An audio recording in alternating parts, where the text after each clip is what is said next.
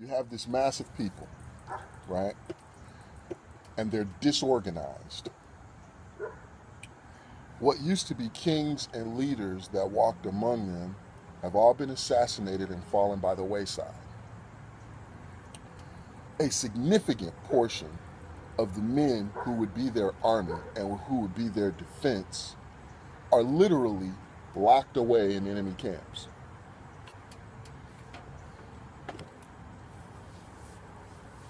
The community structure that should hold those people together has been strategically and tactically crushed.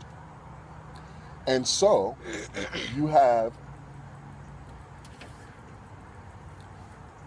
this majority of women who are performing all the roles of this society to the point that they are standing in the streets facing off tanks with no weapons. Now, if you take away this is America and this is black people, and you just look at that as a set of historical facts, you understand that those people, whoever the hell they are in danger. Into that environment, you drop this heated conversation about race that's happening right now between black America and white America, stemming from the subject of police brutality, right? So all of a sudden we're talking about it. And what all of us are discovering individually and collectively about that conversation is that the people we're talking to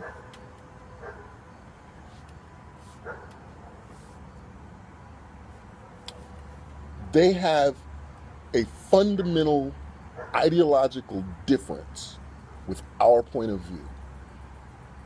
Okay? Right. They don't share our perspective and they don't share our experience. And so when we talk, it's really like we're talking a whole different language. Right. And it is creating a conflict.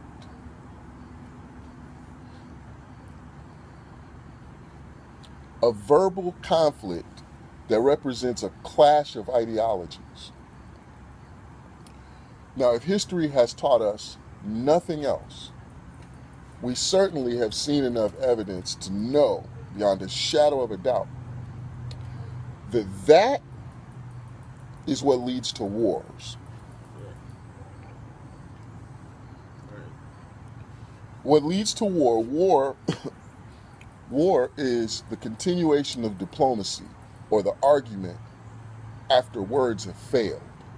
That's what war is. So when we see ourselves in a conversation where the words are failing, you're not changing minds out there. You're not swaying nobody's opinion. You're not even being heard. Your point of view is not even being recognized as a legitimate point of view to hold. That's an ideological conflict. And in our position, what we need to do is disengage. And the reason we need to disengage is because we're not ready to fight a war. Right. And so what's going to happen, because we've seen it 10,000 times in other countries and other places, right? So you have this disagreement and it gets escalated and escalated and escalated and escalated and escalated and escalated. And sooner or later, somebody picks up arms and over that disagreement commits kinetic violence. Right. And immediately, one of two things happens. Well, one of three things. You either get a genocide because one side's arms are so far superior to the other side that the other side cannot defend itself. We saw that between the Hutus and the Tutsis in Rwanda. Right. Right? Where it just ends up being, it's just a total genocide. Right. Or you come to peace. At some point, you say, hey man, look, we disagree about this, but frankly, it ain't really that big a deal. Right. Let me buy you a drink. And it ends. Or you go to war. Because the conversation has failed. And we all live here together, so nobody's going anywhere. Right. So that conversation, once the words fail, now you have the beginnings of a war. Sarajevo, Yugoslavia, that conversation was about religion. You follow what I'm saying? Yeah. And so we have to look that far ahead at what's going to be the impact of what we're doing. And as we're looking ahead at the impact of what we're doing, we have to modify our behavior here so that if that's an outcome that we don't want, we can adjust. Right. And right now, the way this conversation is going, we need to disengage. We need to stop talking to white people about race, because what we learned is that this is an impasse. If we don't stop the conversation, it's going to turn into a war. Yeah. And here's the thing. I don't have a problem with war. Right. We can go to war, but if we're going to go to war, we need to be prepared for that war. We look at that as a news story today. Right. I get what you're saying. But what it really is the continuation of a tactic that has been tried by the underdog since the beginning of time. Right. And unless we pull out to that level and look at our situation, examine it as a whole situation, and say, what do we need to do? It's just going to be a slaughter. The other thing that we need to do is we need to get the protesters off the streets. For reasons. Look, the cause is just, right? These events are happening. The time to address it is now. It's the right time. But the tactic is lost. Right. Politically, it goes back to the King strategy. And so the King strategy was to use the protest as a means to create a confrontation that you could put on television. And because they could gamble on the fact that the white people would turn violent, by their passive resistance, they were trying to signal to the wider America who was watching on TV, this is where this leads. Right. And they were hoping that as wider America woke up, just like people are waking up on the internet now, that there would be political capital gained in wider America that would be leveraged against the Congress, so that when Dr. King went to talk to Lyndon Johnson, he could be creating pressure from both sides, both the public side and the congressional side, so that they could get the Civil Rights Bill passed. Right. Okay? That's complex strategy. Right. We have extracted from that entire strategy one little tiny tactic. Right. And that's, we're going to march. Right. And the whole point of marching is lost because none of the elements that made the march effective are present in the current day. Yeah, so it's pretty much, it's a march to death. Right. So you're just marching around. Right. The second thing is, the protests were designed to pull a specific lever on the political machine. And that lever doesn't exist anymore. The Civil Rights Bill effectively moved that lever off the table. And so from a strategic point of view, if the protests are designed to pull that lever, and that lever doesn't exist anymore, there is no way for government to even respond to a movement like Black Lives Matter.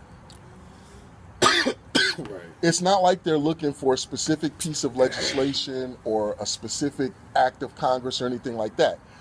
What they are expressing is the rage.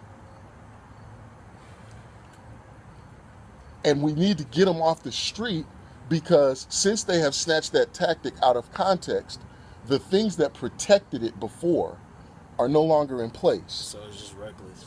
Yeah. When those protesters went out in the 50s and 60s, they went through intensive training so that they could know the tactic. Then when they went out to protest, there was already money being set aside by the local businesses that everybody supported so that when they went down to jail, you could bail most of them out. Right. And so like there was a whole system, a whole cocoon built around the protest, and we just ripped the protest into the protest march into the modern era without any of those protections. And so if somebody goes out here and gets beat up by the cops and thrown in jail and dies, we don't even know they're there. Right. They had people whose job it was to, as the police were arresting people, get their names and get the contact so that they could go and make the phone calls and say, hey, Adam is in jail tonight. We'll have him bailed out by Wednesday morning. Right. They don't have any of that. So what happened to the people who were doing that? Who were doing what? That whose job it was for that? Like what happened to them? Even to the scale of being an everyday person, this that, and the other. Like how? I mean, do you assume that information is out in some? Like No. no, as far as to do that, like it's Here's where it gets lost. It gets lost because we learn about the civil rights generation through television shows and pictures. And so all we have is the picture. No, listen to what I'm saying. Mm-hmm. All we have is the picture. And so our entire notion of what was going on is drawn from the picture. And so we don't see the apparatus behind it. In past generations, it was passed down in writing. And so all of those details came with the tactic. Yeah. And so now we have a generation of people who are raised on the civil rights, but they're raised on the civil rights not from reading the writings of Martin Luther King and Mahatma Gandhi and W.E.B. Du Bois and Marcus Garvey. That's not where we get it. We get it from Life magazine and Ebony magazine photos and articles, Right. and that's the entirety of our history. Right. And so there's no context. And so we see King marched and everything changed. And so when somebody gets killed by the cops, everybody runs out to the streets and starts to protest. And it's just madness. That's the definition of being unorganized. When we say that one of the problems that we have that makes us a stateless nation is that we're unorganized, that's an example. And so you say, okay, well, if we're not going to protest and we're not going to have the conversation, then what do? And that's where the nationalist side of the compromise comes in. The reason we can't boycott is because we are not self-sustaining. Douglas told us that. Booker T. Washington told us that. Hell, even W.E.B. Du Bois told us that. Marcus Garvey told us that. You have to be self-sufficient. That's the whole point of having self-determinism, is you have to be self-sufficient. Self-sufficiency is very basic. Can you feed yourself? Can you clothe yourself? Can you provide shelter for yourself? And as a nation, we can't do any of those things. And so if you tell people to go out and boycott Walmart, and Walmart is where they buy their groceries, they'll starve before Walmart even gets the notion that there's anything even happening because they don't have another grocery store to go to. Right. And so you can't have an effective boycott against America because we're completely reliant on America for our sustenance. Right. This is what it means to have no representation in the economy.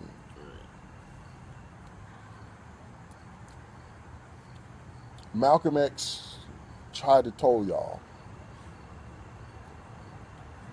you have to build a separate nation. Now, look, in America, our jargon and the way we describe things in language is very complex compared to other languages.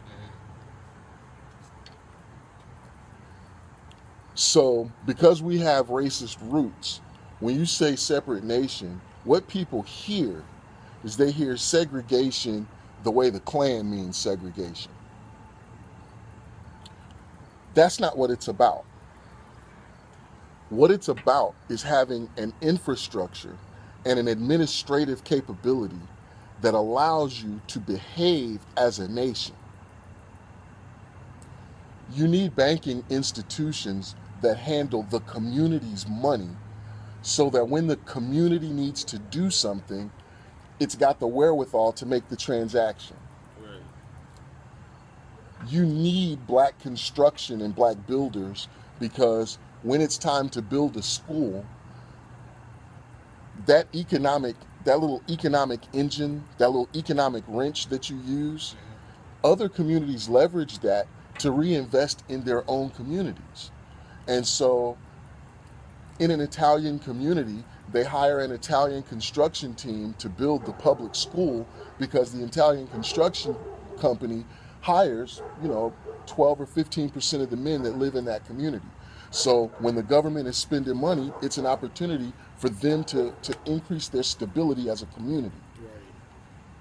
Right. We don't have the infrastructure to pull that off. And so when they come build a community when they come build a school in our community, they go to the Italian construction company, they come over, they build it, all that money goes back to their community, and we're left watching industry happen around us, but not being included in the wealth that it ultimately produces. Right. I feel it. And it requires a level of sophistication that we have, but then it requires a level of organization that we do not have. And for whatever reason we do not have it, it's incumbent on us to grow it. Look, America gave black people a shitty deal. It is an impossible situation. It is a horrific wrong, and it is an injustice on a scale that only the universe can judge. But it's done. And at some point, we have to make the call as to whether the damage from that is something that we are going to actively seek to try to heal or just let kill us. And so you have to make the decision as a community. Hey, we want to live.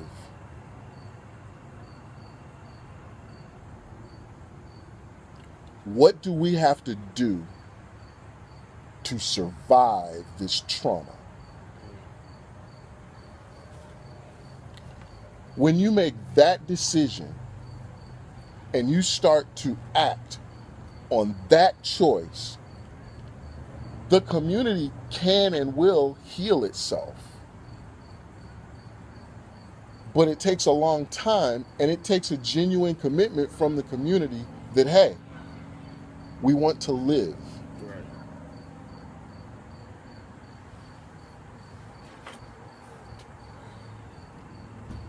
I propose to you this. Black America needs to build the infrastructure and the administration to be able to effectively operate as its own nation. And it needs to house that inside of a corporation.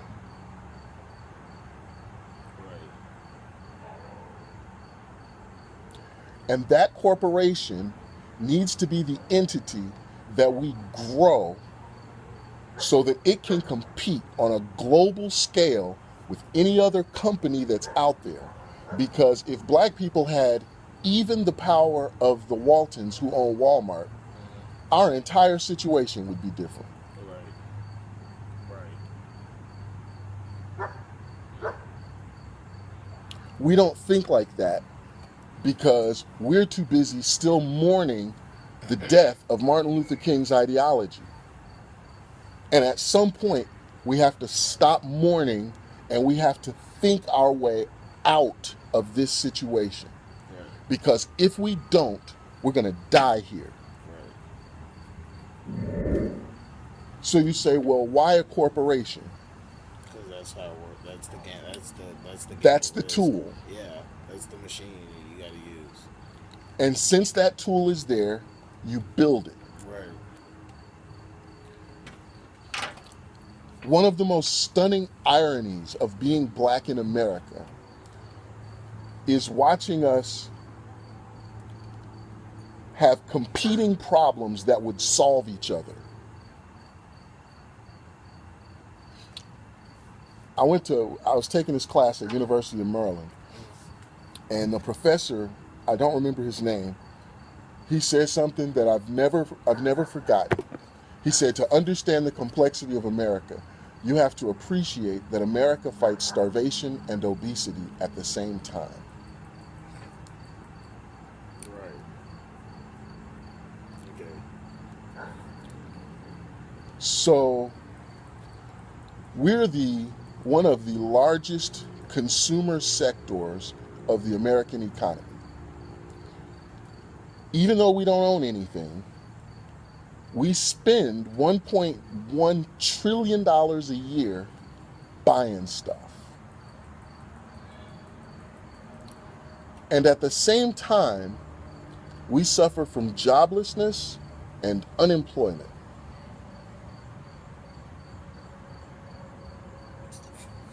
Super stupid broken machine. So you build the tool to get out of that. Right. We've talked about the building of tools. I'm now going to show you one. We have a problem in that we are not self-sustaining, right? We can't even feed ourselves. Right. So let's feed ourselves. Make a loaf of bread. Own that bread from the seed to the grocery store receipt.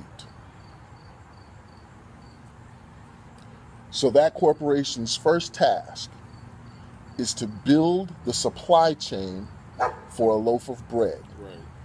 And put that bread out on the shelves, tens of thousands of loaves of it. Market that bread in such a way that everyone knows that that bread represents Black America's ability to sustain itself. And if that's something you believe in, you need to buy that loaf of bread. And rather than boycotting America, this allows you to reclaim your share of that market sector in real time. So I don't have to boycott Wonder Bread. I'll just steal the 13% of their revenue that I was spending with them and spend it over here. And now I can start to make more bread. And now I can compete on more different sectors. But at the same time, I'm building the apparatus to be able to feed myself. Right. You follow what I'm saying? Yeah. So in that supply chain, you have seeds, you have grain, so farms, you have mills, you have bakeries, and you have trucking delivery or whatever, and you have retail. Mm-hmm. So to get that loaf of bread on the shelf, we got some work to do. And so somebody's got to call all the Black farmers, figure out what their organization is, and say, listen, we're trying to build a loaf of bread. We need some grain. What do you have? And you need to set up the contracts that bring that grain into the operation. And if we're not growing enough grain, then we need to find one of our allies in this country and cut a deal to buy grain from him until our farmers can get up to production. Right. You follow what I'm Right, saying? right, right. Yeah, yeah. We need a mill. We got to find that dude that's been working at a mill his whole life and knows the whole operation inside out, but because of the glass ceiling, he's never become the CEO.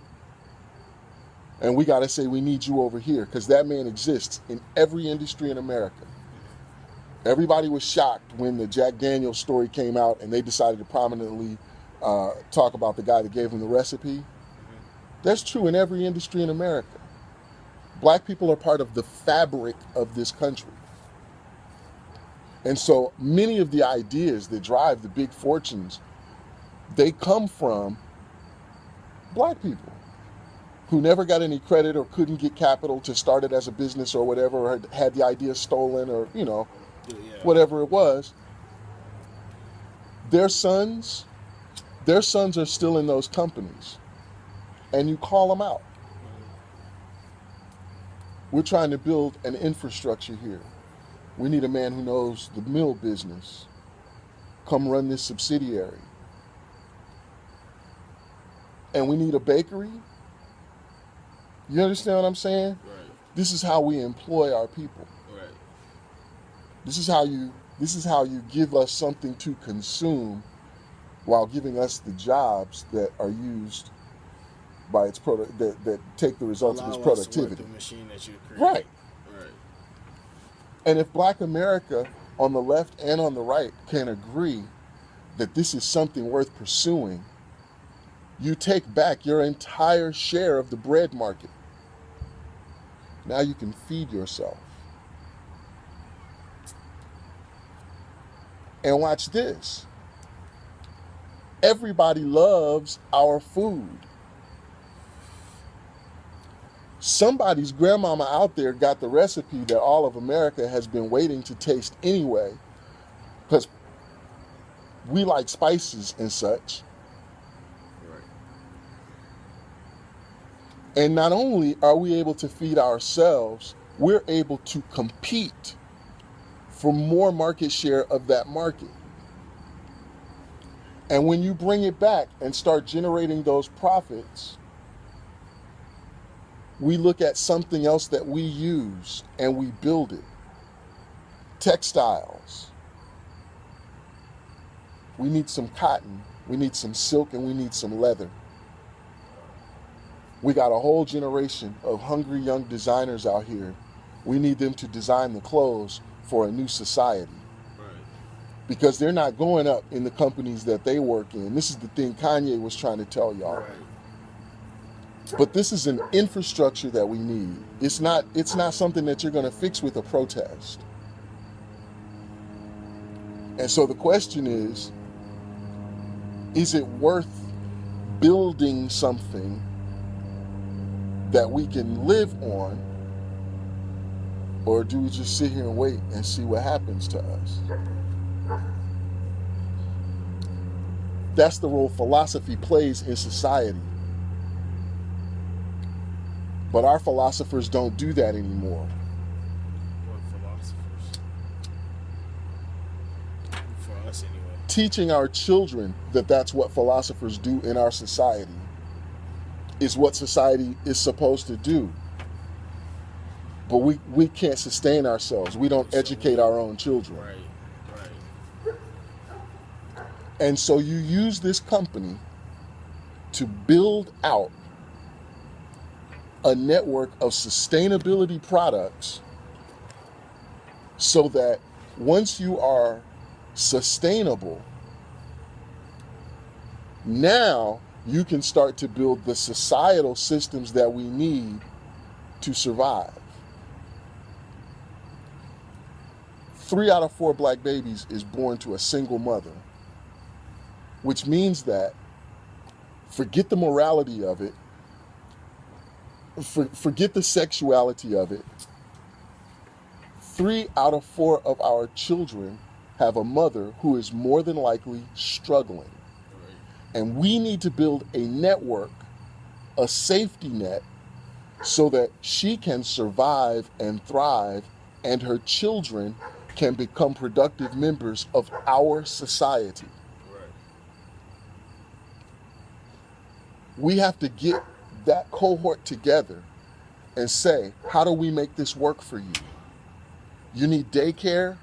Well, let's put daycare centers in every community so that we can employ more people and so we can take some of the pressure off of a single mother. Right. You need food? Well, guess what? We run a bread factory Right. and we can provide free food for you if that's what you need. Because this is a survival thing. Right. We got kids out here that are going feral. They're hungry. I'm talking about when you zoom out and look at this situation, look at the nature of this threat. We have children that are going feral because they have no parents and they're fending for themselves. And they're fending for themselves in a technology age where there is money to be made if you are willing to put the hustle on to make it. And all you need is a cell phone. But that's not the generation of men that we want to be running the world in 40 years. And so if we want to protect ourselves from that, we have to build the system that gives those young men what they need so that it's not left to single mothers to both provide for them and to train them. Whether it's churches running it or a boxing club or whatever, we have to build the infrastructure that supports it. Right. And you use your corporation to fund those operations. You are building an economic tool that you can use to wield your power to move society your way. The integrationists have been in charge, and they keep waiting for white people to build us a tool that we can use, and white people are either not bright enough or not interested enough to be invested in that problem. Right. Right. Right. Because if they were, all of the programs set up beforehand would have worked. Right. It's not that they've never done anything. Right. It's that the shit they did didn't work. It was stupid. You could tell that a white dude thought it up. Right. Affirmative action is the dumbest idea ever. Right. Look, man, this is an ownership society. If you want to help me, put me in a business. Make me the owner of a business. Give me the capital I need and the stuff I need to own a business. I don't want a job at your shop. Right. If you're trying to help me catch up with you, Right. you understand what I'm saying? Right. These people understand that. They built the biggest and strongest economy in the world. Right. So it was a dumb idea. Right. But we have to cling to it because it's all we got. That was the idea. And so you can question whether that's by design or by accident, but what difference does it make? That's the situation that we're in. Right. And so we get invested in these intramural fights about pro or against affirmative action, and it doesn't matter unless you're going to build something else. That's all that we have. And it's a purely integrationist argument because Malcolm and the fucking Panthers was saying, look, we got to build a community. That's why they were feeding children. That's why they were protecting and defending, borders. They understood the concept. And when you go back and listen to Stokely Carmichael and those guys, they understood the concept of building a society. Societies don't just fall out of the sky. Right. Right. But instead of doing that work, we're out throwing rocks and shit at the cops. Right. And don't get me wrong, there's a time to throw rocks and shit at the cops. But when you do it from a strategic and tactical place where it doesn't end up getting you killed. We're not thinking as a people. Right. And these people that write the books and stuff act like there's no ideas out here, but there's smart brothers out in the world that's been thinking this thing through, and I'm not the only one who knows it. Right. And we're starting to wake up, but it's taking too long. Look, man, slavery was a virus. Zoom out. It's a virus. It is a situation that is so profound that is enacted on a species that it causes mutations. It causes all kinds of crazy things to happen, and you don't know what you don't know what effect that virus is going to have on that host. Have results. You're The experimenting actions. on it. Yeah, exactly. You don't know what you don't know what it's you're going about to do. Yeah. But here's the problem. We're not doing so well. Right. Right. Like the virus could kill us. Right. And at some point, we, as sentient beings, have to say, maybe we should concoct us a medicine. But we're waiting for America to unfuck what it fucked. But that's not what's going to happen. Yeah. It's on to the next, low key. Right, they're on to the next. They're dealing with terrorists now. And here's the thing. For the first time in history, technology has advanced to a point that the whole world sees our predicament.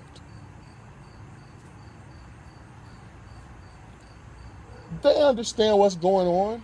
They're looking at us the way we looked at apartheid in South Africa. They see what's happening. There is more global demand. If we developed the ability to reach our hand out to the world and say, let's do business because we got to break out of these chains, the world would clamor to have our creativity, our productivity, our imagination, our skill level, our competence, our confidence, our swag. Right. They would kill to have that. But we've never built the machine to put the arm out there so they could shake with us. Right. Because we're still mourning over the loss of we shall overcome and I have a dream. Right. And it's no disrespect to those men. This is the work they did then. Right. They thought of a solution and then pushed it out into society. Right. We have to do that right now, Right. or we're going to die here. And you will recklessly die using a tactic that has no support system to it. Right. Once that corporation is stable enough and has taken back enough of the market shares, that corporation needs to focus on funding all of the systemic things that we need to interact with the world. Right. We need a legal defense fund because we got 1 million men in prison, and we know a bunch of them are there for nothing at all. A bunch of them are there for crimes they did not commit, and some of them are hardened criminals that need to be locked away forever. Right. But ain't nobody trying to sort that out. Right. They all in the same category under the other. That's on us. Right. We have 3 going on 4 generations of kids that have gotten educations in the American education system that are so subpar that if they had to run the world, America would be reduced to a 3rd or 4th world nation. We have to fix that. Right. We have to build the education system that can train our kids up so that they can run the world.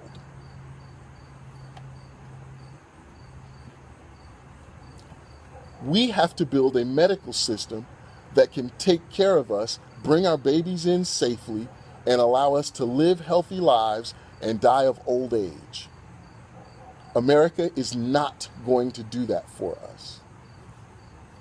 Right.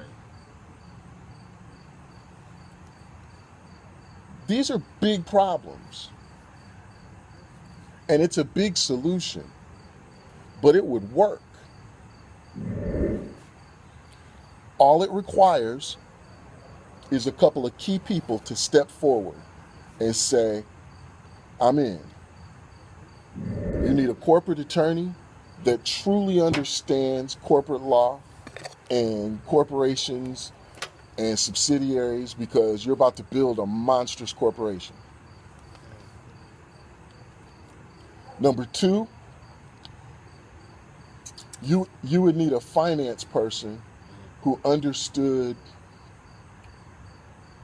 how to establish and set up banking systems, because one of the things that we have to develop is an effective banking system that can leverage technology. And here's the thing, as you're building this thing out, you don't have to build old-fashioned stuff. Right. You can build the sleekest, newest, version. best, most in tune with the planet version of what there is to be, because that's what we do.